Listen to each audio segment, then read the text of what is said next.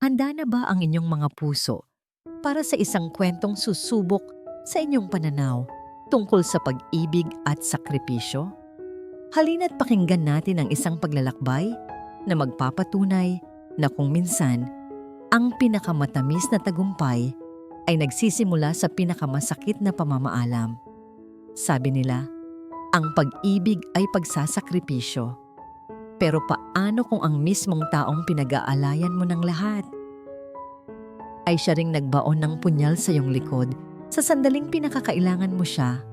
Ito ang kwento ni Laya at ang gabi kung saan dalawang buhay ang isinilang, ang kanyang anak at ang katotohanang dudurog sa kanyang puso. Hapdi, kirot, isang matalim na kidlat na gumuhit mula sa kanyang balakang hanggang sa kaibuturan ng kanyang kaluluwa. Napakapit ng mahigpit si Laya sa laylayan ng kumot. Ang mga butil ng pawis ay namumuo sa kanyang noo kahit pa malamig ang gabing iyon. Huminga siya ng malalim. Pilit na iwinawak ang isa na namang bugso ng pananakit. Isang kamay ang humaplos sa kanyang tiyan. Ang isa naman ay nanginginig na kinapa ang telepono sa ibabaw ng maliit na mesa. Pangatlong tawag na niya ito. Pangatlong pagsubok na marinig ang boses ng kanyang asawa. Sa wakas, may sumagot. Ngunit hindi ang pamilyar na boses ni Raja ang kanyang narinig, kundi ang malakas na tugtugin at ingay ng tawanan. Halos hindi niya marinig ang sariling tibok ng puso. Raja? Tawag niya. Pilit nilalakasan ng boses. Raja, asan ka? Laya? Bakit ka napatawag? Sagot ni Raja. Iritasyon ang nasa tono. Nasa kalagitnaan ako ng isang importanteng meeting. Hindi ba't sinabi ko sa'yo na huwag kang tatawag? Meeting? Isinandal ni Laya ang ulo sa malamig na pader.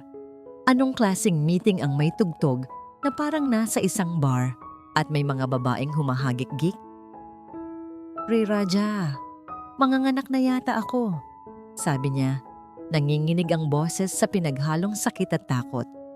Masakit na talaga. Kanina pa. Kailangan na kitang umuwi. Isang sandaling katahimikan sa kabilang linya. Pagkatapos ay isang pabulong na mura. Seryoso ka ba, Laya? Ngayon pa talaga? Hindi ka ba pwedeng maghintay man lang? Gumuho ang mundo ni Laya. Maghintay? Paano niya sasabihin sa sanggol sa kanyang sinapupunan na maghintay? Hindi ko na kaya, Raja. Pakiusap. Diyos ko naman. Sige na, sige na. Uuwi na ako kapag natapos to.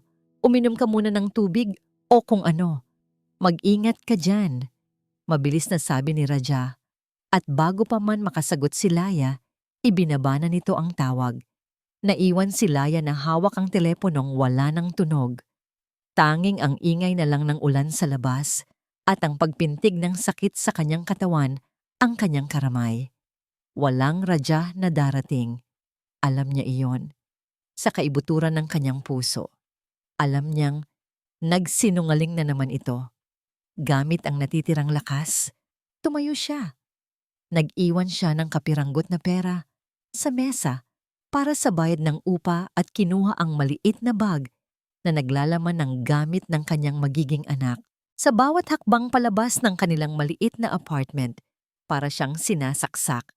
Ngunit kailangan niyang kayanin para sa kanyang anak. Ang lumang taxi na kanyang nasakyan ay tila lalong nagpatindi sa kanyang kalungkutan. Ang mga patak ng ulan sa bintana ay parang mga luhang dumadaloy, kasabay ng sarili niyang mga luhang hindi niya namamalayan. Sa labas, ang mga nagkikislapang ilaw ng lungsod ng Marangya ay isang malaking kabalintunaan sa madilim at abang kalagayan niya. Ang syudad na puno ng pangarap para sa iba ay naging isang kulungan para sa kanya. Habang ang taxi ay hirap na umuusad sa trapiko, sa isang 5-star hotel sa kabilang bahagi ng syudad, ibang-iba ang eksena. Nakatayo si Rajah Dumangan sa gitna ng isang marangyang function hall na papaligiran ng mayayamang kaibigan. Ngunit ang atensyon niya ay nasa iisang babae lamang, si Silao Montesillo, na nakasuot ng isang makinang na pulang bestida na tila mas mahal pa sa isang taong sahod ni Laya. Para sa'yo, ang lahat ng pinakamaganda. Bulong ni Raja habang isinusuot ang isang kumikinang na kwintas sa leeg ni Silaw. Isang diamante ang nasa gitna nito, sumasayaw sa ilalim ng mga ilaw ng chandelier. Humagigik si Silaw, ang tawa niyang parang musika sa pandinig ni Raja. Salamat, mahal. You are the best. Ito na yata ang pinakamasayang birthday ko. Itinaas ni Raja ang kanyang kopita ng champagne at marami pa tayong ipagdiriwang. Isang toast para sa babaeng nagmamay-ari ng puso ko. Happy birthday, Silaw! Naghiyawan ang mga tao. Happy birthday! Samantala, sa isang malamig at imperial na pasilyo ng pampublikong ospital, humihiyaw naman si Laya. Isang hiyaw ng sukdulang sakit. Hawak niya ang kamay ng isang nurse na hindi niya kilala, ang tanging nagbibigay sa kanya ng lakas. Isang tulak pagginang, malapit na. Sigaw ng doktor. Sa pagitan ng kanyang mga paghinga, narinig ni Laya ang nurse na kausap ang isang tao sa telepono. Sir? Sir, asawa niyo po, manganganak na. Nasa ospital po kami. May kung anong ingay sa kabilang linya. At sa gitna ng lahat ng sakit at kaguluhan, isang tunog ang tumagos sa kanyang pandinig na kailanman ay hindi niya malilimutan. Isang pamilyar na himig. Happy birthday to you! Happy birthday to you! Kasabay ng huling pag-iri ni Laya, kasabay ng paglabas ng isang bagong buhay sa mundo, ay ang malakas na pag-awit ni Raja at ng kanyang mga kaibigan para kay Silaw. Isang malakas na iyak ng sanggol ang pumuno sa delivery room. Ngunit hindi napansin ni Laya.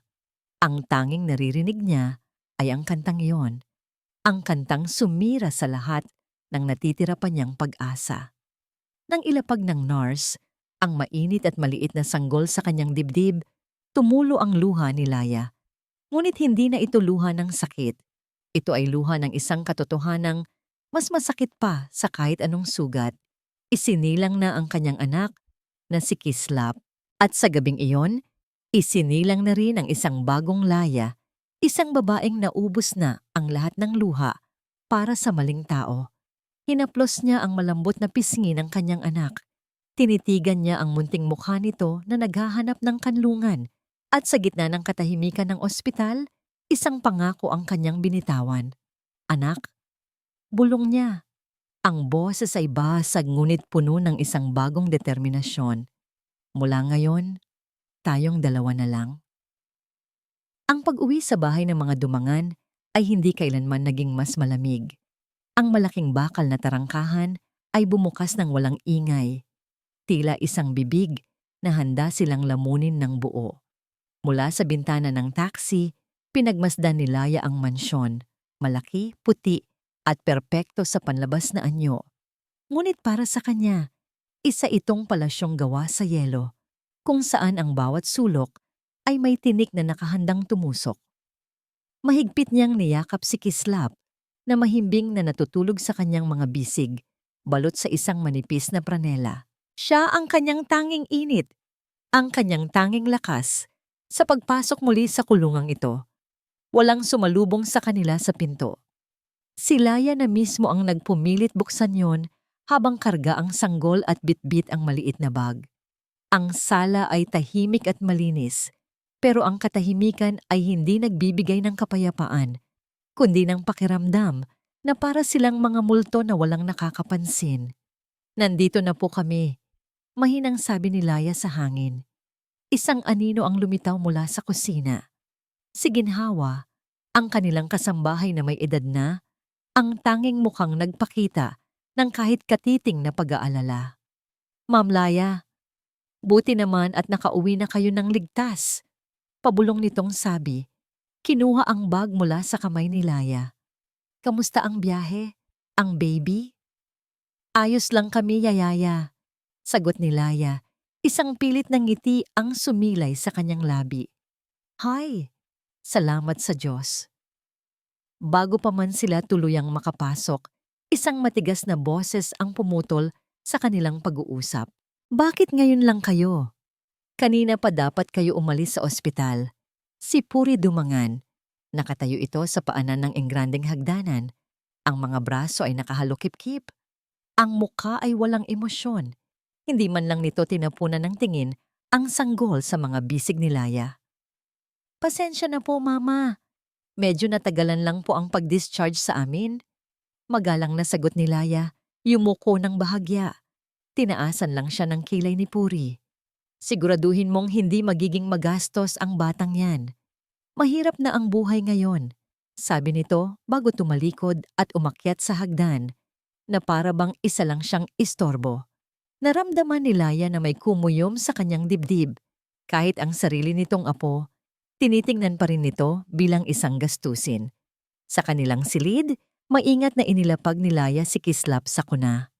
Inayos niya ang mga gamit na dala niya. Ilang pirasong damit, lampin, at isang botelya ng gatas. Kinuha niya ang mga bagong damit na binili niya mula sa kanyang kakarampot na naipon bago manganak.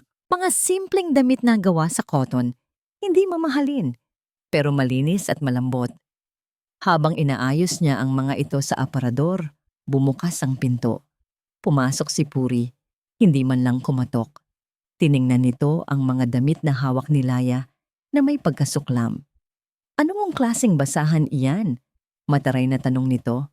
Kinuha nito ang isang pirasong damit at tiningnan na para bang diring-diri. Hindi ito nababagay sa isang dumangan. Anong sasabihin ng mga tao kung makita nilang ganito ang suot ng apo ko? Walang sabi-sabing kinuha ni Puri ang mga damit mula sa kamay ni Laya at walang awang inihagis sa basurahan sa sulok ng silid.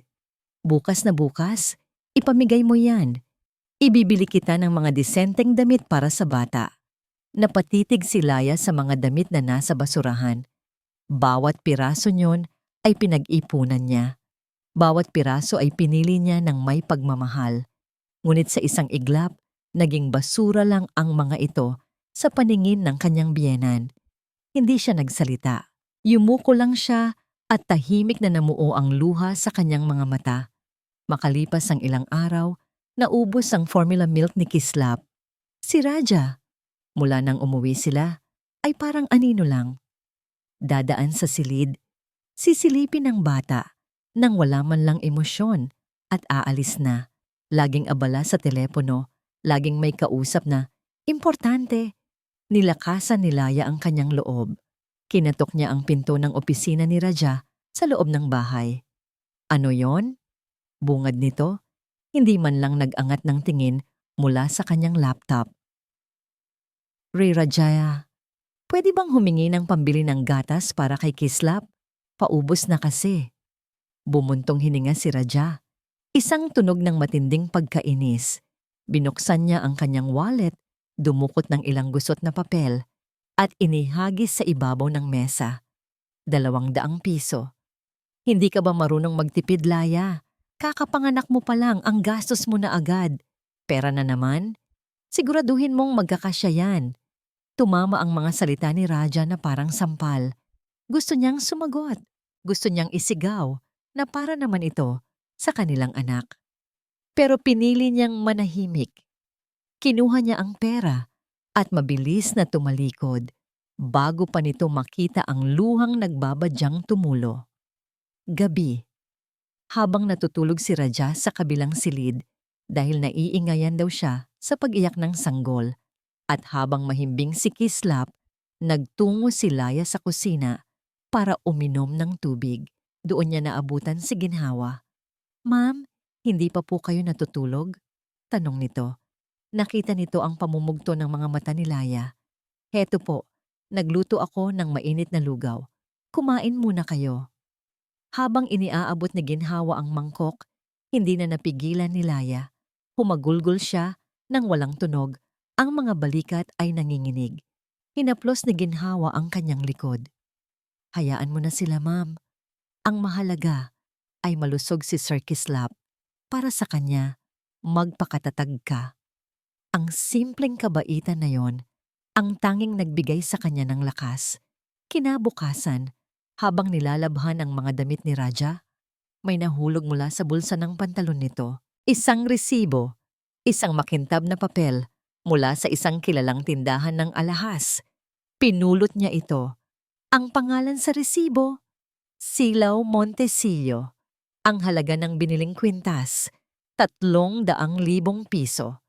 Ang petsa, ang mismong araw ng kaarawan ni Silaw, ang mismong gabi kung kailan isinilang si Kislap.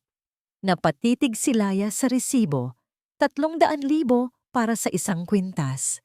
Samantalang siya, kailangan niyang magmakaawa para sa 200 piso na pambili ng gatas. Hindi siya umiyak. Wala nang luhang lumabas. Sa halip, isang kakaibang lamig ang gumapang sa kanyang buong katauhan.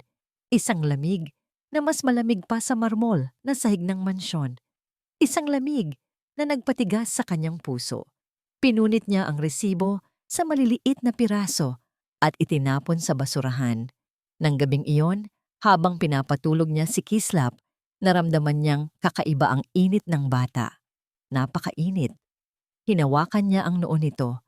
Nilalagnat ito ng mataas at tila hirap huminga. Sa labas ng bintana, biglang kumulog. Nagsimulang humangin ng malakas. Ang mga sanga ng puno ay humahampas sa kanilang bintana. Isang malakas na bagyo ang paparating. At sa loob ng silid, sa loob ng kuna, isang mas delikadong unos ang nagsisimulang mamuo. Ang init sa balat ni Kislap ay hindi na isang simpleng lagnat. Ito'y isang apoy na tila unti-unting tinutupok ang kanyang munting katawan. Bawat paghinga niya'y may kasamang mahinang tunog, isang siit na tumataraki sa puso ni Laya. Sa bawat marinig niya, nagpapanik na siya. Ang basang bimpo na paulit-ulit niyang ipinupunas sa noo at katawan ng anak ay tila walang epekto. Anak, gumising ka. Huwag kang bibitaw, anak ko. Bulong niya. Ang kanyang boses ay nanginginig sa takot. Hindi na niya ito kaya mag-isa. Kailangan nila ng tulong. Kailangan nila ng doktor.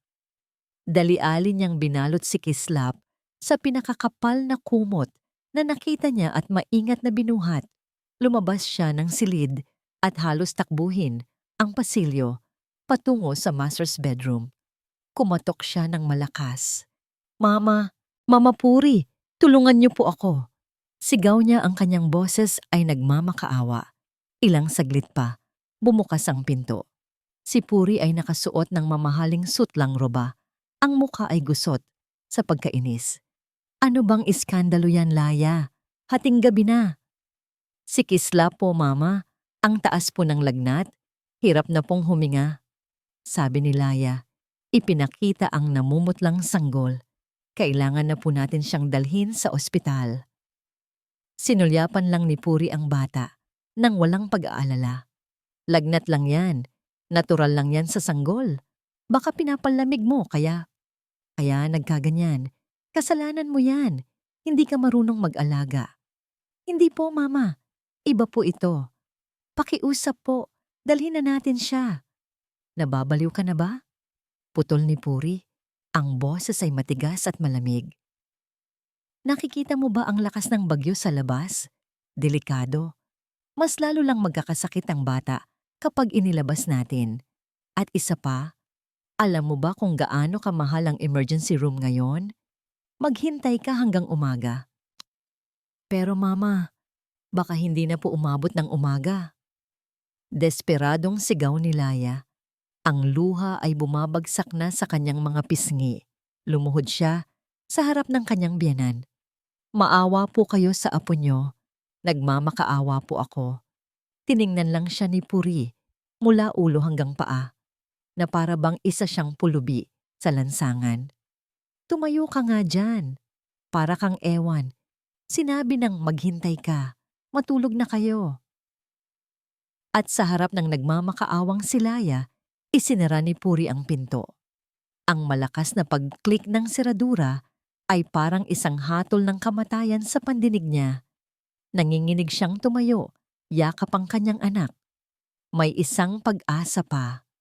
Si Raja.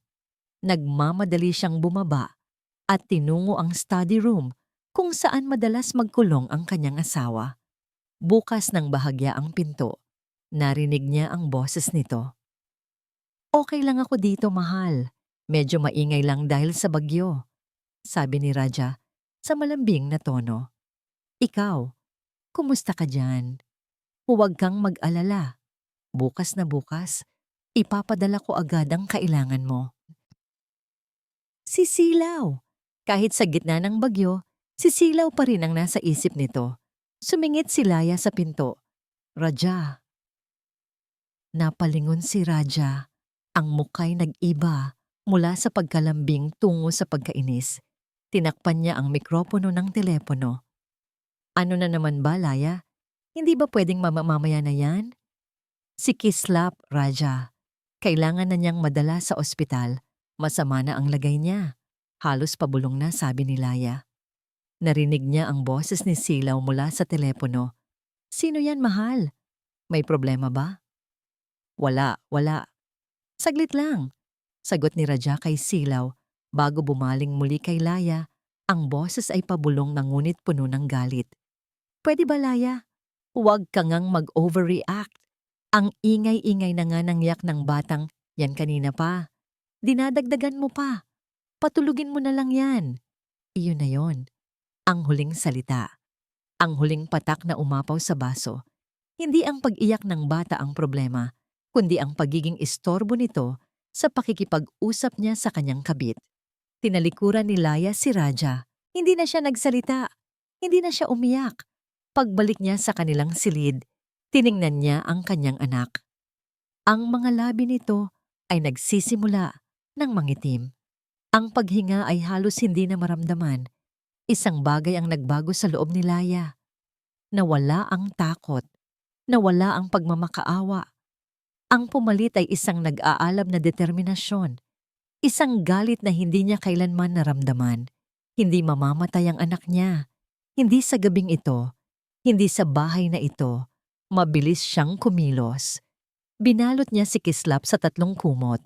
Kinuha niya ang maliit na bag na may lamang ilang lampin. Mula sa ilalim ng kanyang unan, kinuha niya ang lahat ng kanyang pera. Ang gusot na 200 pisong ibinigay ni Raja at ilang baryang naipon niya. Habang palabas siya ng pinto, narinig niya ang sigaw ni Puri mula sa itaas. Saan ka pupunta? Babae ka. Bumalik ka rito.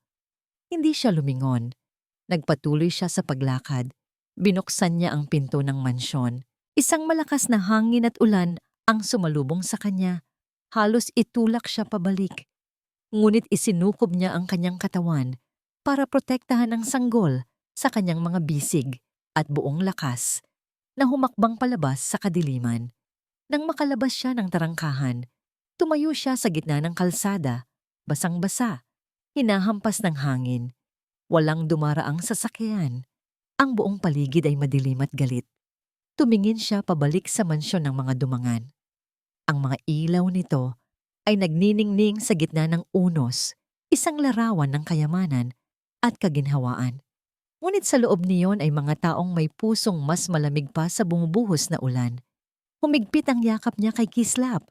Hinalikan niya ang nag-aapoy na noon nito. Hindi kita pababayaan, anak.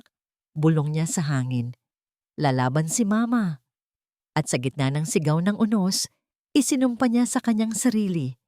Kahit mamatay siya sa kalsadang ito, hinding-hindi na siya babalik sa bahay na yon para magmakaawa.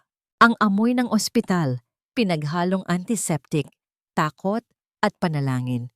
Ito ang bumalot kay Laya habang nakaupo siya sa isang malamig na upuang bakal sa labas ng emergency room. Bawat segundo ay parang isang oras.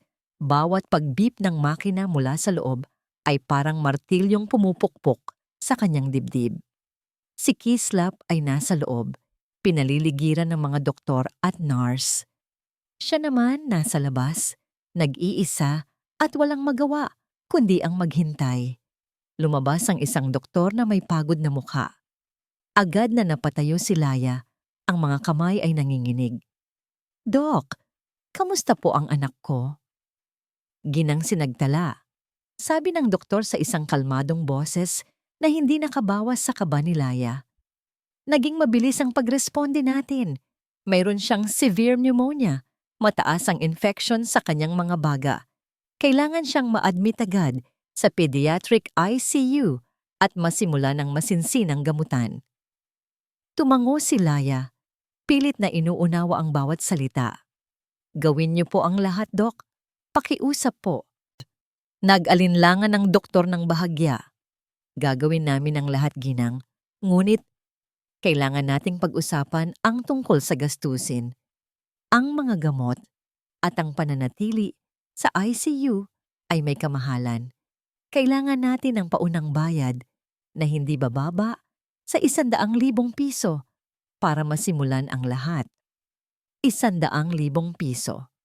Ang mga salita ay tumama kay Laya na parang isang malakas na sampal. Napahawak siya sa pader para suportahan ang sarili. Ang kanyang buong pagkatao ay gumuho. Ang halaga ay parang isang bundok na imposibleng akyatin. Dinukot niya ang laman ng kanyang bulsa. Isang basang-basang 200 piso at ilang barya. Iyon lang ang meron siya sa buong mundo. Wala po akong ganoong kalaking pera, Dok. Sabi niya, ang boses ay basag. Pero maghahanap po ako. Maghahanap po ako ng paraan. Pakiusap, huwag niyo pong pabayaan ang anak ko. Nakita ng doktor ang desperasyon sa kanyang mga mata. Bumuntong hininga ito. Sige, sisimulan na natin ang paunang lunas. Pero kailangan mong kumilos ng mabilis, Ginang. Bawat oras ay mahalaga. Nang makaalis ang doktor, napaupo si Laya sa sahig. Ang likod ay nakasandal sa malamig na pader. Ang lakas na nagtulak sa kanya palabas ng mansyon kanina ay biglang naglaho. Ngayon, ang nararamdaman niya ay isang malalim na kawalan ng pag-asa. Walang pamilya, walang asawa, walang pera. Sino ang lalapitan niya? Ang mga kamag-anak niya sa probinsya ay mas mahirap pa sa kanya. Ang mga kaibigan niya noon ay matagal na niyang hindi nakakausap mula nang ikasal siya kay Raha. Isang tao lang ang pumasok sa kanyang isip.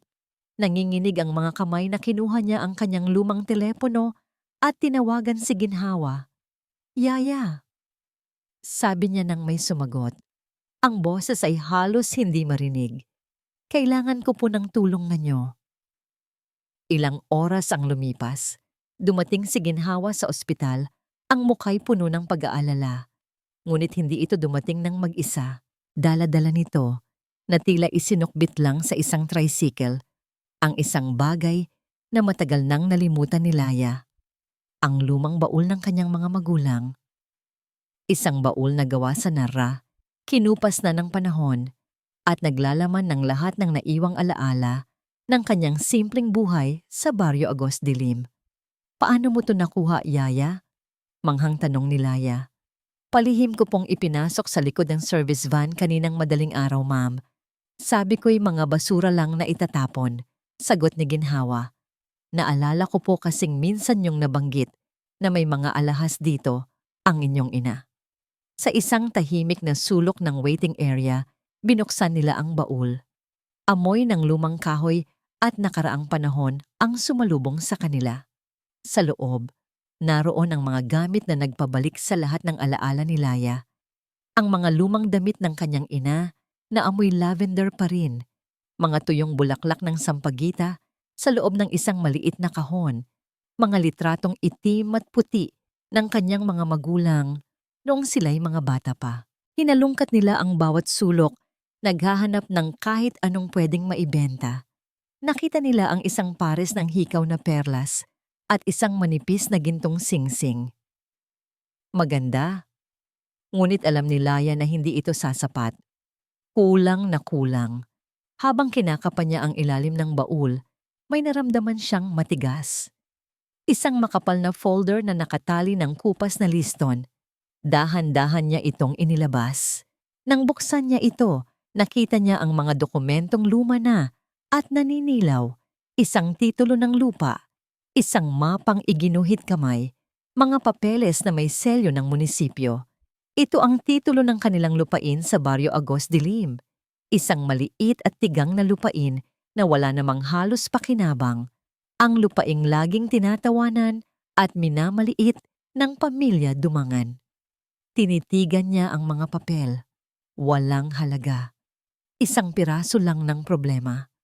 Ngunit habang hawak niya ang titulo, isang malinaw na alaala ang bumalik sa kanya. Ang kanyang ama, nakaupo sa kanilang balkonahe, ilang araw bago ito pumanaw. "Anak," sabi nito. Ang boses ay mahina, ngunit matatag. Hinawakan nito ang kamay ni Laya. "Ang lupang ito ang kinabukasan mo, Laya. Huwag na huwag mo itong ibebenta. Darating ang araw, maiintindihan mo." Noon, hindi niya naintindihan. Para sa kanya, isa lang yung piraso ng tuyong lupa. Ngunit ngayon, habang hawak niya ang papeles, habang ang buhay ng kanyang anak ay nakataya, ang mga salita ng kanyang ama ay umaling-awngaw na parang isang hula. "Walang halaga," sabi ng isang bahagi ng isip niya. "Pero ito na lang ang natitira sa akin," sagot ng kanyang puso. Tumingin siya kay ginhawa. Isang bagong kislap ang makikita sa kanyang mga mata. Isang kislap ng desperadong pag-asa. "Yaya, kailangan nating malaman kung magkano ang halaga nito." "Pero ma'am, sino pong bibili niyan?" Nag-aalalang tanong ni ginhawa. Hinawakan ni Laya ang mga dokumento ng mahigpit. Ito ang huling baraha, ang tanging pamana. "Hindi ko alam, Yaya, pero kailangan kong subukan." Isusugal niya ang lahat sa isang pirasong lupa na minsan niyang itinuring na walang kwenta. Ang tanggapan ng appraisal ay nakatago sa isang eskinita sa rekto, isang lugar na tila naiwan na ng panahon. Ang karatula ay kinakalawang na. Ang mga letra ay halos hindi na mabasa. Para kay Laya, ang itsura ng lugar ay refleksyon ng kanyang pag-asa. Luma, maliit, at halos wala na. Ngunit wala siyang pagpipilian. Ito na ang huli niyang alas. Sa loob, sumalubong sa kanya ang amoy ng alikabok at mga lumang papel. Isang matandang lalaki na may makapal na salamin ang nakaupo sa likod ng isang mesang puno ng mga nakatambak na dokumento. Tiningnan siya nito mula ulo hanggang paa na may pagsasawalang bahala. "Ano ang kailangan mo, Ineng?" tanong nito. Ang boses ay magaspang. Nanginginig na inilapag ni Laya ang folder sa ibabaw ng mesa. "Gusto ko po sanang ipa-appraise itong lupa, kung may halaga pa po." Binuksan ng lalaki ang folder ng walang gana. Sinulyapan niya ang titulo at ang lumang mapa. Bumuntong hininga ito. "Taga Barrio Agos Dilim ka pala." "Naku, Ineng, walang halaga ang lupa dyan. Tuyot, malayo sa kabihasnan. Pamigay na lang yan kung may kukuha." Isang kirot ang naramdaman ni Laya. Ang katiting na pag-asa sa kanyang dibdib ay tila isang kandilang hinipan ng hangin, ngunit hindi siya sumuko. "Kahit konti lang po. Kahit magkano lang po ang halaga. Pakiusap po. Tingnan niyo pong maigi." Nakita ng matanda ang desperasyon sa kanyang mga mata. Nagkibit balikat ito at kinuha ang mga papel. "Sige, tingnan natin. Pero huwag kang aasa." Ilang minuto ng katahimikan ang lumipas. Ang tanging maririnig ay ang paglipat ng mga pahina at ang pag-click ng keyboard habang may tinitingnan ang matanda sa kanyang luma at mabagal na computer. Nakatayo lang si Laya. Ang mga kamay ay magkahawak na ng mahigpit. Ang bawat paghinga ay mabigat. Bigla, kumunot ang noo ng matanda. Inilapit niya ang kanyang mukha sa monitor. Pagkatapos ay muling tiningnan ang mapang hawak niya. Kinuha niya ang isang malaking-malaking mapa ng probinsya mula sa ilalim ng kanyang mesa at inilatag ito. Gamit ang isang ruler, may sinukat siya. Pagkatapos ay muling nag-type sa computer. Ang katahimikan ay naging mas matindi. Nagsimulang kabahan si Laya. Ano ang nakita nito? Biglang napatingala ang matanda. Tinanggal nito ang kanyang salamin at ipinatong sa mesa. Tinitigan nito si Laya ngunit ngayon, ang kanyang mga mata ay hindi na mapangmaliit. Ito'y mga matang puno ng pagkamangha at hindi makapaniwala. Sabi nito, Ang boses ay nanginginig ng bahagya. Saan mo nakuha ang mga papeles na ito? Pamana po yan ng aking ama, sagot ni Laya. Lalong bumilis ang tibok ng kanyang puso. Tumayo ang matanda. Naglakad ito paikot sa mesa at lumapit sa kanya.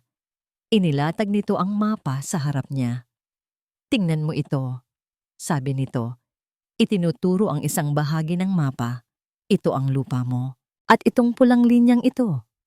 Ito ang bagong National Highway Project ng gobyerno na inaprubahan lang noong 1 buwan.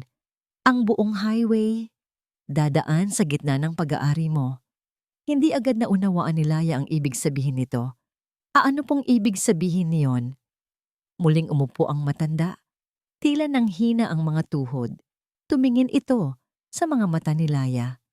Ibig sabihin, bibili ng gobyerno ang lupa mo sa pinakamataas na presyo. Ibig sabihin, alam mo ba kung gaano ka nakayaman? Kinuha nito ang isang pirasong papel at nagsulat. Iniharap niya ito kay Laya, isang numero na may mahabang hanay ng mga zero. Napakaraming zero. Hindi kayang bilangin ng kanyang isip sa unang tingin. Napatitig si Laya sa papel. Hindi ito totoo. Isa itong panaginip. Ngunit ang panginginig ng kamay ng matanda, ang seryosong tingin sa mga mata nito, lahat ay totoo. Isang patak ng luha ang pumatak sa papel. Binura ang isang zero. Pagkatapos ay isa pa at isa pa. Humagulgol si Laya, hindi dahil sa lungkot, kundi dahil sa isang napakalaking ginhawa na bumaha sa kanyang buong pagkatao. Hindi ang pera ang nakita niya.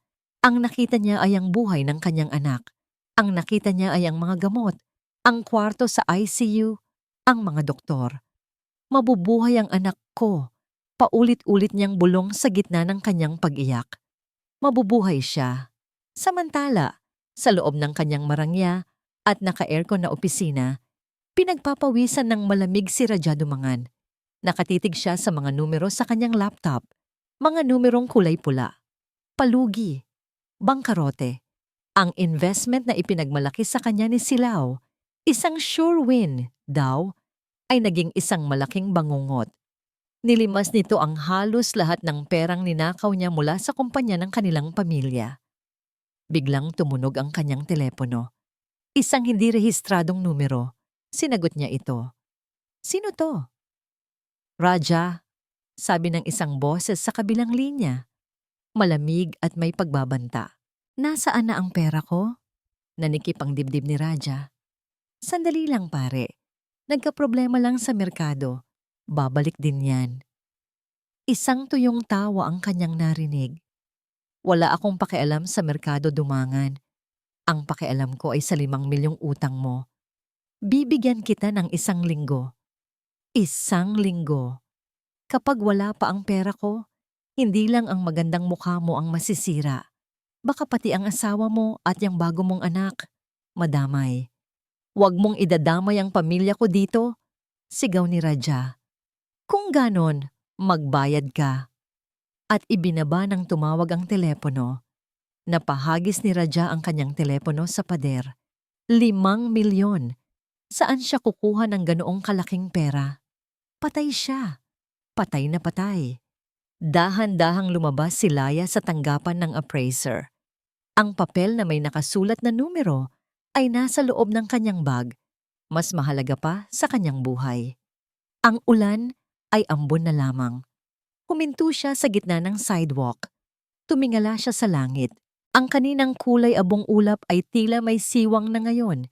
Isang sinag ng araw ang tumatagos. Hindi na siya ang Laya na lumuhod at nagmakaawa. Hindi na siya ang Laya na umiyak dahil sa 200 piso. Ang kapangyarihan ay nasa kanyang mga kamay na. Huminga siya ng malalim.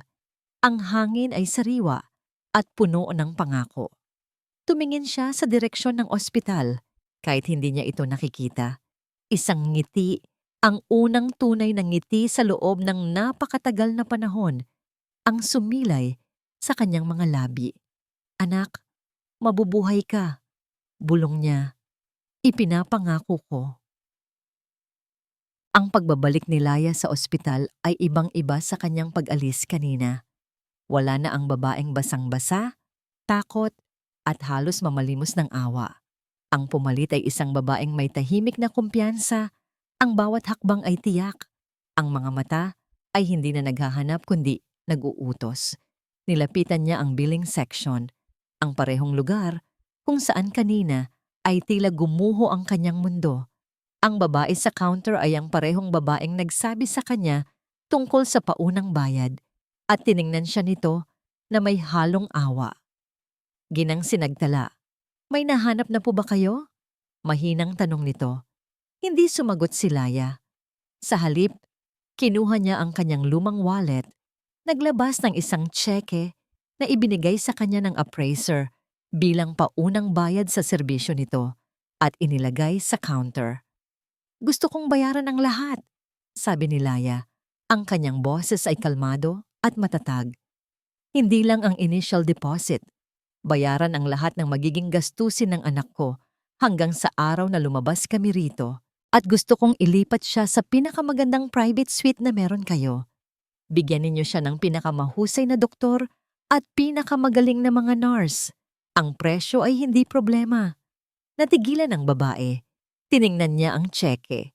Ang mga mata niya'y nanlaki, hindi makapaniwala sa halagang nakasulat. Pagkatapos ay tumingin siya kay Laya na para bang ibang tao ang kaharap niya. Ang awa sa kanyang mga mata ay napalitan ng paggalang at pagkamangha. Masusunod po, ma'am," nauutal na sabi nito. "Aayusin ko po ang lahat ngayon din."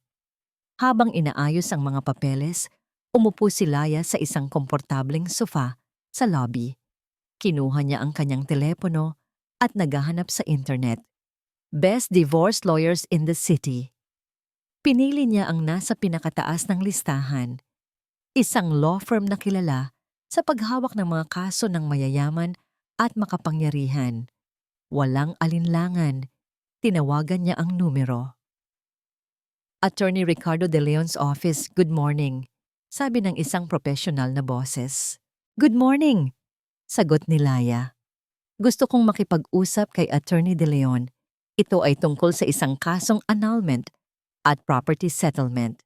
Pangalan ko ay Laya Sinagtala at oo, kaya kong bayaran ang kanyang serbisyo." Ilang sandali lang, ang mismong si Attorney De Leon na ang nasa linya. Isang matandang abogado na may boses na puno ng awtoridad. Pagkatapos ng maikling pag-uusap, nagkasundo silang magkita kinabukasan. Bago ibaba ang telepono, sinabi ni Laya, "Attorney, gusto kong maging mabilis at malinis ang proseso at gusto kong makuha ang lahat ng nararapat para sa akin at sa aking anak." "Makakaasa ka, Ginang Sinagtala," sagot ng abogado, na tila na intriga sa determinasyon sa boses ni Laya. Pagkatapos ng tawag, siginhawa naman ang kanyang tinawagan. "Yaya, kailangan ko ulit ng pabor mo," sabi ni Laya. "Habang wala si Mama Puri at si Raja sa bahay, gusto kong kunin mo ang lahat ng gamit ko at ni Kislap. Lahat. Pati yung mga damit na itinapon ni Mama sa basurahan. Kunin mo. Huwag kang mag-iiwan ng kahit isang sinulid.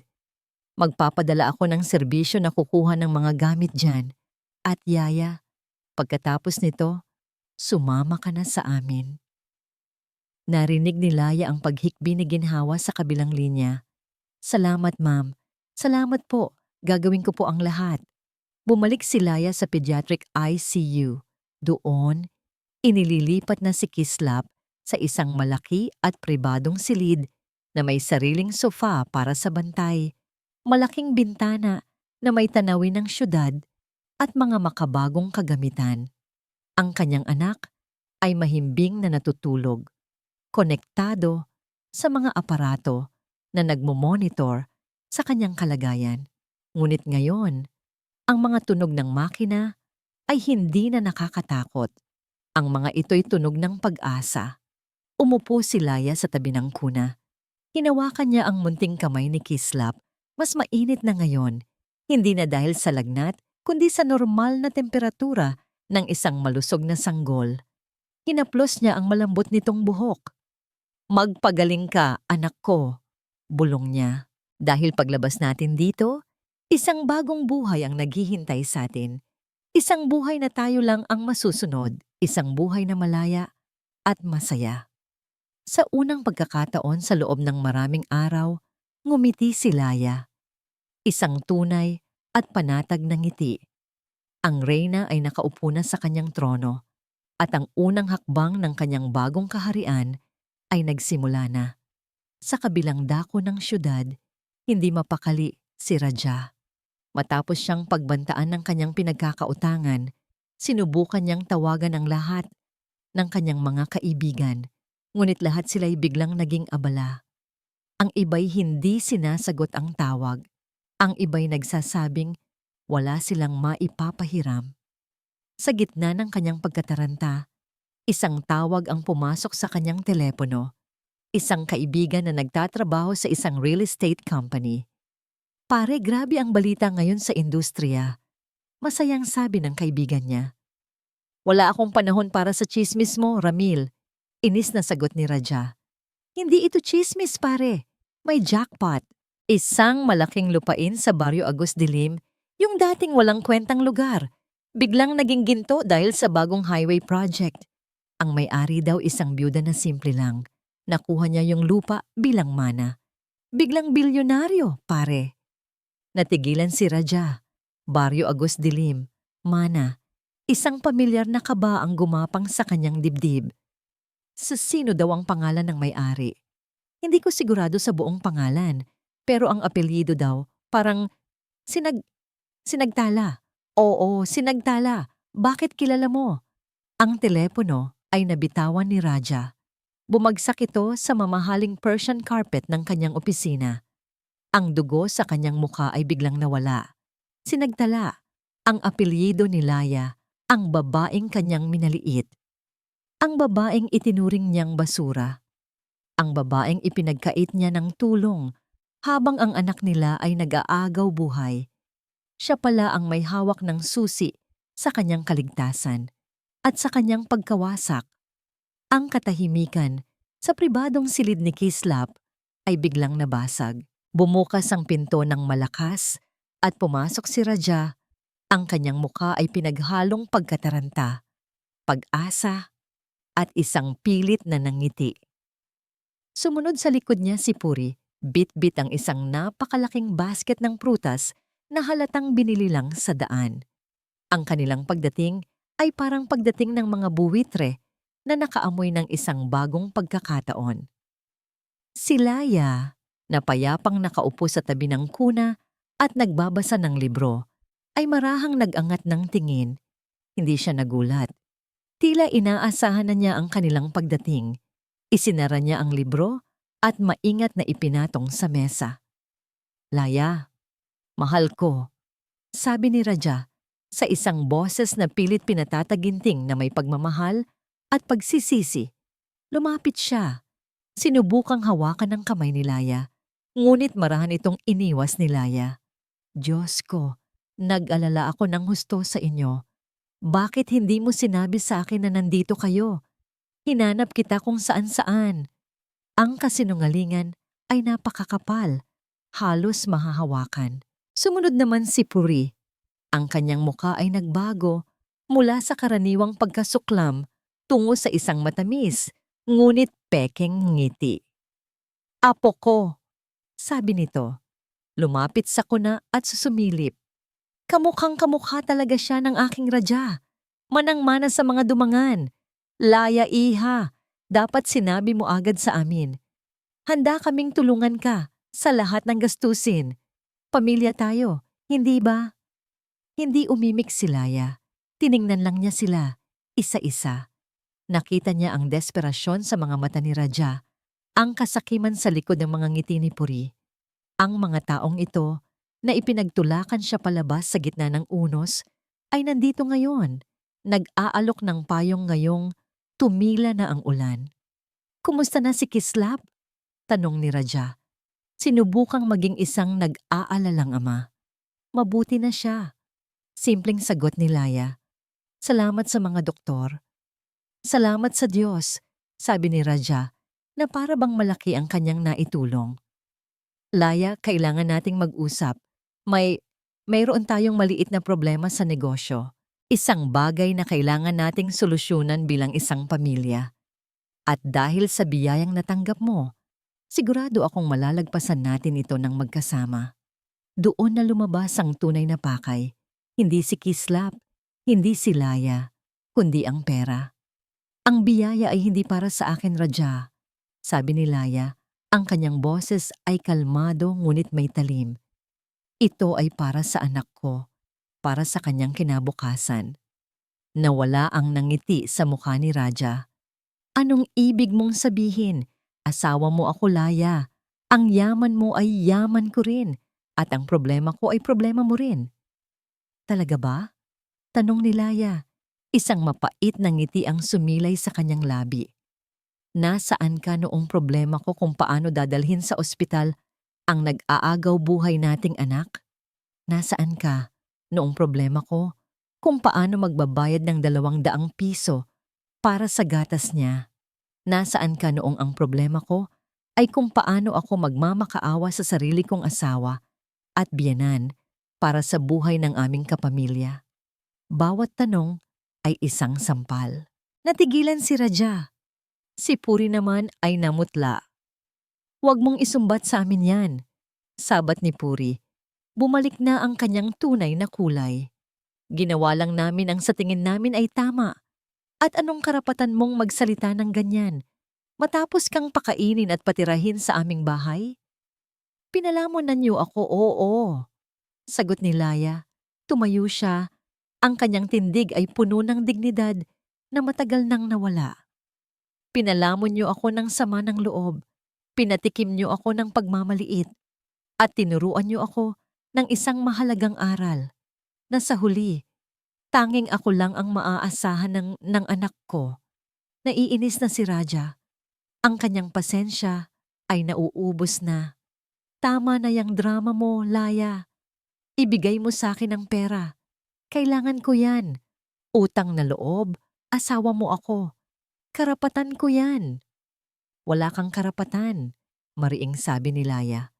Ang tanging karapatan na natitira sa'yo ay ang karapatang pumirma sa annulment papers na ipapadala ko sa'yo bukas. Ang salitang annulment ay parang bombang sumabog sa loob ng silid. Ano? Sigaw ni Raja. Ang kanyang pagkukunwari ay tuluyan ng naglaho. Ang mukha niya ay naging isang halimaw na puno ng galit. Hindi ako papayag. Sa akin ka. Ang pera mo ay sa akin. Sa sobrang galit, hindi na niya napigilan ang sarili. Itinaas niya ang kanyang kamay, handang sampalin si Laya sa harap mismo ng kuna ng kanilang anak. Ngunit bago pa man dumapo ang kanyang palad sa mukha ni Laya, isang malakas na boses ang pumigil sa kanya. Subukan mong ituloy yan, Ginoong Dumangan. Bumukas ang pinto. Pumasok si Attorney Ricardo de Leon, mukhang kagalang-galang sa kanyang mamahaling suit. Kasunod niya ang 2 lalaking matipuno at nakauniforme ng security. At sisiguraduhin kong hindi ka lang sa kulungan pupulutin, kundi maging ang pangalan ng iyong pamilya ay gagapang sa putik. Dugtong ng abogado. Ang kanyang mga mata ay matalim na nakatitig kay Raja. Kung ako sa'yo, aalis na kayo ng tahimik dahil sa oras na ito, bawat salitang bibitawan ninyo ay maaaring gamitin laban sa inyo sa korte. At maniwala ka sa akin, ang kliyente ko ay may sapat na bala para tuluyan kayong ibaon. Napatitig si Raja sa abogado, pagkatapos ay sa mga security guard, at sa wakas, kay Laya, ang babaeng akala niya ay mahina, na ngayon ay nakatayo sa likod ng isang pader ng batas at kapangyarihan. Ang kamay niya'y nanatiling nakaangat sa hangin, isang simbolo ng kanyang natalong laban. Lahat ay nawala.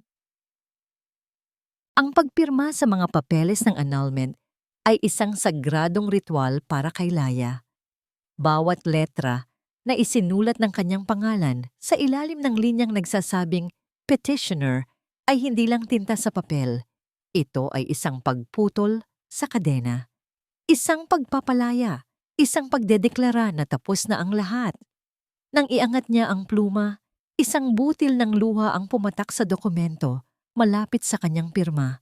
Ngunit hindi ito luha ng kalungkutan. Ito ay luha ng pasasalamat, ng ginhawa. Tapos na. Malaya na siya. Ilang linggo ang mabilis na lumipas. Sa tulong ni Attorney De Leon, ang lahat ay naging maayos at mabilis. Isang restraining order ang agad na ipinalabas laban kay Raja, na epektibong nagbawal sa kanya na lumapit kay Laya o kay Kislap. Ang mga transaksyon sa lupa ay naisara rin. Ang napakalaking halaga ay ligtas ng nakalagak sa isang bagong bank account sa ilalim ng pangalan ni Laya Sinagtala. Hindi na dumangan. Ang araw ng paglabas nila sa ospital ay isang selebrasyon. Si Kislap, na ngayon ay malusog na at may mamula-mulang pisngi, ay payapang natutulog sa isang mamahaling car seat. Sinalubong sila sa labas ng isang bagong-bagong itim na van na may kasamang driver na ipinagkatiwala ni Attorney De Leon. Naghihintay sa loob si Ginhawa, ang mukha ay naliligo sa tuwa. "Ma'am Laya, Sir Kislap," sabi nito, niyakap ng mahigpit si Laya. "Handa na po ang lahat sa lilipatan natin." Ang lilipatan nila ay isang penthouse unit sa isang kilalang kondominium sa Makati. Malayo sa luma at madilim na apartment, malayo sa malamig at malupit na mansyon. Ang lugar ay napapaligiran ng salamin na nagbibigay ng 360 degree na tanawin ng buong syudad. Ito ay pansamantala lamang habang pinaplano ni Laya ang kanilang permanenteng tahanan. Ngunit sa ngayon, ang lugar na ito ay isang santuwaryo. Habang inaakyat ng driver ang kanilang mga gamit, kasama na ang lumang baul na pinagmulan ng lahat, pumasok si Laya sa master's bedroom. Sa gitna ng silid ay isang bagong kuna, gawa sa pinakamagandang kahoy. Maingat niyang inilapag si Kislap dito. Ang sikat ng araw ay dumadaloy mula sa malaking bintana, nililiwanagan ang mukha ng kanyang natutulog na anak. Tila isang anghel. Napangiti si Laya. Sa wakas, pagkatapos ng napakatagal na panahon, nakaramdam siya ng kapayapaan. "Nandito na tayo sa bahay, anak," bulong niya. Sa kusina, naghahanda na si Ginhawa ng kanilang unang tanghalian sa bagong tahanan. Ang amoy ng nilulutong sinigang ay pumuno sa hangin. Isang amoy ng pamilya, ng tahanan, ng isang normal na buhay. Naupo si Laya sa hapagkainan at pinanood si Ginhawa na kumikilos ng may gaan at saya. "Masaya po ako para sa inyo, ma'am," sabi ni Ginhawa, hindi napigilan ng nangiti. "Masaya ako dahil kasama kita, Yaya," sagot ni Laya. "Hindi na kita tatawaging Yaya. Mula ngayon, parte ka na ng pamilya, Tita Gigi." Naluha si Ginhawa sa tuwa. Sa unang pagkakataon, ang penthouse ay napuno ng tunog ng masayang tawanan, hindi ng pag-iyak o pagmamakaawa. Kinagabihan, habang natutulog na si Kislap at si Ginhawa, naupo si Laya sa balkonahe. Sa harap niya ay ang karagatan ng mga ilaw ng syudad. Ang parehong mga ilaw na minsan niyang tiningnan mula sa bintana ng taxi nang may pighati ay ngayon, tila mga bituing abot kama. Kinuha niya ang kanyang laptop. Hindi na siya naghahanap ng mga balita tungkol sa mga dumangan. Hindi na mahalaga. Sa halip, nagsimula siyang magsaliksik tungkol sa mga foundations, mga charities, at mga organisasyon na tumutulong sa mga single mothers. Isang ideya ang nabuo sa kanyang isip. Ang perang ito ay hindi lamang para sa kanya at kay Kislap. Ito ay isang biyaya na kailangang ibahagi. Isang instrumento para tulungan ang mga babaeng dumaan sa parehong kadiliman na kanyang pinagdaanan. Isang tawag ang pumutol sa kanyang pag-iisip. Si Attorney De Leon, kinang sinagtala. "Gabi na, pasensya na sa abala." "Ayos lang po, attorney? May balita po ba?" "Oo, at ito'y isang malaking balita," sabi ng abogado. "Bilang bahagi ng aming investigasyon para sa financial settlement, sinimulan naming busisiin ang mga ari-arian ng pamilya Dumangan at may natuklasan kaming isang bagay na mas malaki pa sa simpleng pangungutang ni Ginoong Raja." Nakinig ng mabuti si Laya. "Natuklasan namin na Hindi lamang siya nagnakaw ng pera mula sa kumpanya. Nalaman din namin, sa tulong ng aming mga koneksyon, na ang mismong pundasyon ng yaman ng mga dumangan ay may bahid ng anomalya. Ang lupa kung saan nakatayo ang kanilang negosyo ay tila nakuha nila sa isang pamilya ng mga magsasaka. Maraming taon na ang nakalipas sa isang kaduda-dudang paraan. Natahimik si Laya, isang pamilya ng mga magsasaka, isang pamilyar na kirot ang kanyang naramdaman. Attorney, sabi ni Laya, ang boses ay biglang naging seryoso. Saan po ang lupang iyon? Ibinigay ng abogado ang lokasyon. Nabitawan ni Laya ang kanyang telepono. Iyon. Iyon ang lupang sinasaka ng kanyang lolo. Ang lupang bigla na lang nawala sa kanila noong siya'y bata pa. Ang lupang naging sanhi ng pagkalugmok at maagang pagkamatay ng kanyang mga ninuno. Ang lahat ay magkakaugnay. Ang hustisya ay hindi pa tapos. Ang hustisya ng tadhana ay hindi maingay. Hindi ito dumarating na parang isang bagyo na biglaang sumisira sa lahat. Sa halip, ito'y parang lason na mabagal na gumagapang sa ugat ng isang puno. Hindi mo mapapansin sa una hanggang sa isa-isang malalagas ang mga dahon at matutuyo ang mga sanga.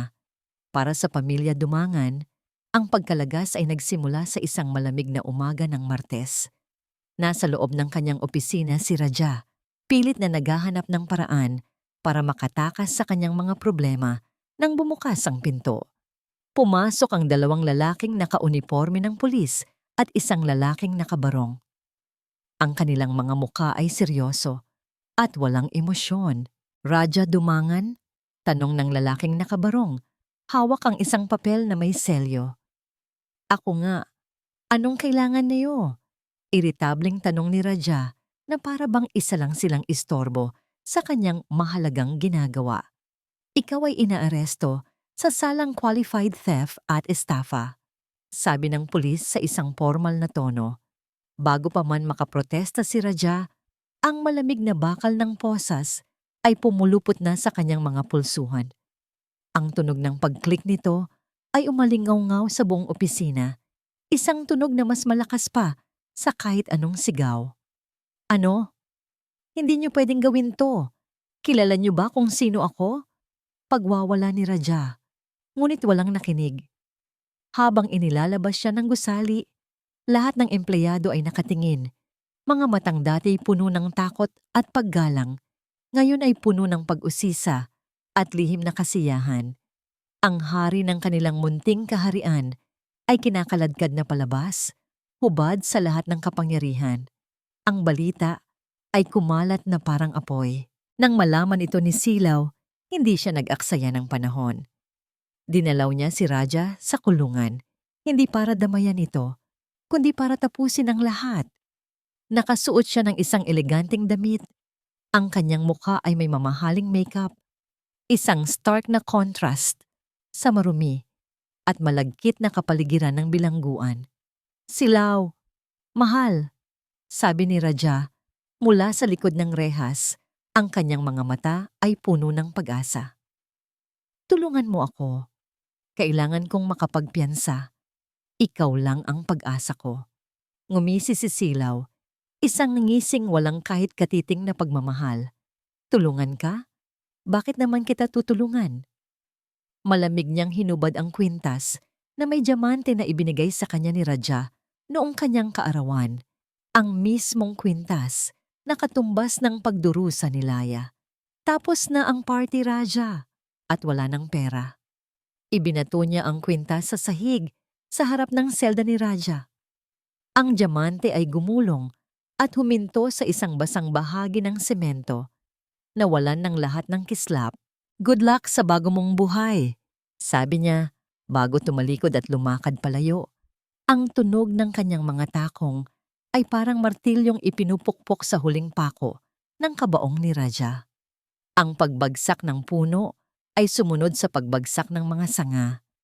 Dahil sa mga dokumentong isiniwalat ng panig ni Laya, nabuksan ang isang mas malalim na imbestigasyon sa yaman ng mga Dumangan. Ang kwento ng pag-agaw nila sa lupa ng mga ninuno ni Laya ay lumabas sa media. Ang kanilang pangalan, na dati simbolo ng tagumpay, ay naging simbolo ng kasakiman at pandaraya. Ang mga kliyente ay nagsimulang mag-alisan. Ang bangko ay nagsimulang maningil. Ang kastilyong buhangin na kanilang itinayo sa loob ng maraming taon ay tinangay ng isang alon ng katotohanan. Isang araw, dumating ang mga tauhan ng bangko sa mansyon. May dala silang mga papel at mga sticker na may nakasulat na repossessed. Si Puri Dumangan ay nakaupo sa kanyang paboritong silyang garing sa gitna ng sala, habang isa-isang nilalagyan ng marka ang lahat ng kanyang mamahaling gamit. Ang grand piano, kung saan siya nagpapatugtog, ang mga painting na nagkakahalaga ng milyon-milyon, ang mga antigong florera, lahat ay kukunin. Lahat ay mawawala. Hindi siya nagsalita. Hindi siya kumilos. Nakatitig lang siya sa kawalan. Ang reyna ay naiwang mag-isa sa kanyang gumuguhong palasyo. Walang trono, walang korona, walang nasasakupan. Tanging ang nakabibinging katahimikan at ang mga multo ng kanyang mga kasalanan ang kanyang kasama. Sa penthouse unit sa Makati, nabasa ni Laya ang lahat ng ito sa balita sa kanyang tablet. Nabasa niya ang tungkol sa pag-aresto kay Raja, ang pag-abandona ni Silaw, ang pagbagsak ng Dumangan Corporation, at ang naka-schedule na subasta ng mansyon. Hindi siya ngumiti, hindi siya nakaramdam ng galak o paghihiganti. Sa halip, isang malalim na kapayapaan ang kanyang naramdaman, isang pagtanggap na ang universo ay may sariling paraan ng pagbalanse sa lahat ng bagay. Tiningnan niya si Kislap na masayang naglalaro sa kanyang playpen. Iyon lang ang mahalaga. Marahan niyang pinatay ang screen ng tablet. Hindi na niya kailangang malaman ang mga susunod na kabanata ng kanilang buhay dahil nagsusulat na siya ng sarili niyang kwento. Kinabukasan, isang sulat ang dumating para sa kanya. Ang sobre ay manipis at mura. Ang selyo ay mula sa City Jail. Sa labas, nakasulat ang kanyang pangalan sa pamilyar na sulat kamay ni Raja. Hawak-hawak niya ang sulat. Ang puso niya'y kalmado. Ito ang huling hibla na nag-uugnay sa kanya sa nakaraan. Ang tanong ay, puputulin ba niya ito o bubuksan pa? Isang taon. Isang taon na ang lumipas. Hinawakan ni Laya ang sulat mula kay Raja na matagal na niyang naitago sa isang kahon. Hindi pa niya ito binubuksan. Sa loob ng isang taon, ang sobre ay nanatiling selyado. Isang huling piraso ng isang buhay na ayaw na niyang balikan. Ngayon, nakaupo siya sa harap ng isang maliit na fireplace sa bago niyang tahanan. Isang tahanang ipinundar niya, hindi para magpakita ng yaman, kundi para maging isang kanlungan ng kapayapaan. Dahan-dahan niyang binuksan ang sulat. Gaya ng inaasahan, ang mga salita sa loob ay puno ng pagsisisi, mga pangakong magbabago, at mga panunumbat na nakabalot sa pagmamakaawa. Humihingi ito ng tawad, ng tulong, ng isa pang pagkakataon. Binasa niya ang lahat, mula simula hanggang dulo. Ngunit walang kahit anong emosyon na gumalaw sa kanyang puso. Walang galit, walang awa, walang lungkot. Para lang siyang nagbabasa ng isang kwento tungkol sa mga taong hindi niya kilala. Ang Laya na sinulatan ni Raja ay matagal nang namatay sa gabing isinilang si Kislap. Matapos basahin, marahan niyang tiniklop ang papel. Hindi niya ito pinunit sa galit. Hindi niya ito nilamukos. Sa halip, inihagis niya ito sa apoy. Pinanood niya habang ang papel ay unti-unting kinakain ng apoy. Ang mga salita ng nakaraan ay naging itim, pagkatapos ay naging abo at tinangay ng hangin paakyat sa tsiminea. Kasabay ng pagkawala ng sulat ay ang pagkawala ng huling anino ng kanyang nakaraan. Malaya na siya, ganap at lubos. Kinabukasan, isang maliit na pagtitipon ang naganap sa isang bagong tayong gusali sa lungsod ng Marangya. Sa harap, may isang simpleng arko na may nakasulat na Sinagtala Foundation, isang tahanan para sa mga ina at kanilang mga supling. Nakatayo si Laya sa harap ng isang maliit na grupo ng mga tao, mga social workers, ilang opisyal ng barangay, at ang unang batch ng mga inang kanyang tutulungan. Hindi siya nakasuot ng mamahaling damit, kundi isang simpleng puting bestida. Ang pundasyong ito ay ipinangalan ko sa aking ina, sabi niya. Ang kanyang boses ay kalmado at puno ng sinseridad. Dahil itinuro niya sa akin na ang pinakamalaking liwanag ay madalas na nagmumula sa pinakamadilim na gabi.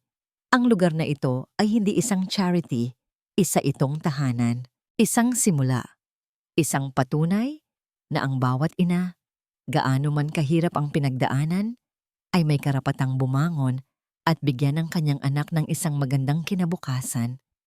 Kasama ang mga palakpakan, ginupit niya ang pulang laso. Isang bagong kabanata ang nagsimula, hindi lang para sa kanya, kundi para sa marami pang babae na mabibigyan ng pag-asa. Ang tunay na tahanan ni Laya ay malayo sa gulo ng syudad, isang bahay na puti na nakaharap sa dagat. Simple, maliwanag, at laging bukas ang mga bintana para pumasok ang sariwang hangin. Sa tarangkahan nito ay may isang maliit na driftwood na inukita ng mga salita. Bahay Kalinaw. Sa hardin, masayang naglalaro si Kislap, na ngayon ay isa ng bibong-bibong bata na marunong ng maglakad. Binabantayan siya ni Tita Gigi, na ngayon ay hindi na isang kasambahay, kundi isang kapamilya na laging nakangiti. Ang kanilang mga tawanan ay sumasabay sa tunog ng mga alon. Dapit hapon, binuhat ni Laya si Kislap at dinala sa dalampasigan. Magkahawak kamay silang naupo sa buhangin. Pinapanood ang dahan-dahang paglubog ng araw sa kanluran. Ang langit ay nag-aapoy sa kulay kahel, rosas at lila, isang perpektong obra maestra ng kalikasan. Niyakap ni Laya ang kanyang anak. Hinalikan niya ito sa noo. Naamoy niya ang alat ng dagat na humalo sa matamis na amoy ng kanyang anak. Dito, sa katahimikan ng pagitan ng araw at gabi, natagpuan ni Laya ang lahat ng kanyang hinahanap. Ang kaligayahan pala ay hindi isang malaking mansyon o isang account sa bangko na puno ng pera. Hindi ito isang lalaking magbibigay sa iyo ng lahat. Ang tunay na kaligayahan ay ang kapayapaan ng loob, ang kalayaang magdesisyon para sa iyong sarili, ang lakas na bumangon mula sa pagkadapa, at higit sa lahat, ang pagmamahal sa sarili na walang hinihintay na kapalit. Habang ang huling sinag ng araw ay naglaho sa abot-tanaw at ang mga unang bituin ay nagsimulang kumislap sa langit, ngumiti si Laya. Isang nangiting payapa, kontento at buo. Siya na ang may-ari ng kanyang kwento. At ito ang kanyang pinakamatamis na simula. At dito po nagtatapos ang kwento ni Laya at ng kanyang munting si Kislap. Isang paglalakbay na nagturo sa atin ng isang napakahalagang aral. Ang aral ng kwentong ating natunghayan ay malinaw. Ang tunay na kaligayahan ay hindi matatagpuan sa pag-ibig na nagdudulot ng sakit o sa pagsasakripisyo para sa mga taong hindi nakikita ang iyong halaga. Ito ay matatagpuan sa loob ng ating mga sarili, sa katapangang bumitaw, sa nakaraang pilit na humihila sa atin pababa, at sa lakas ng loob na piliin ang sarili nating kapayapaan. Ang pagmamahal sa sarili, ang unang hakbang patungo sa isang buhay na tunay na sayo. Maraming pong salamat sa inyong walang sawang pagsubaybay sa kwentong ito. Sana po ay may napulot kayong inspirasyon at pag-asa mula sa narinig ninyo. Ano po ang masasabi ninyo sa kwento ni Laya? At anong klaseng kwento naman po ang gusto ninyong marinig sa susunod? I-comment nyo lang po sa ibaba. Ang inyong mga saloobin ay napakahalaga po sa amin. Hindi dito nagtatapos ang ating paglalakbay. Marami pa pong kwentong kasing ganda at mas puno ng aral dito sa aming channel. Kung nagustuhan nyo ang kwentong ito, i-like, i-share sa pamilya at mga kaibigan. At mag-subscribe na rin para lagi kayong updated sa mga susunod pa naming kwento. I-click nyo ang notification bell para kayo ang unang makarinig kapag may bago kaming upload. Pagpalain po kayo ng Panginoon, kayo at ang inyong buong pamilya. Hanggang sa muli.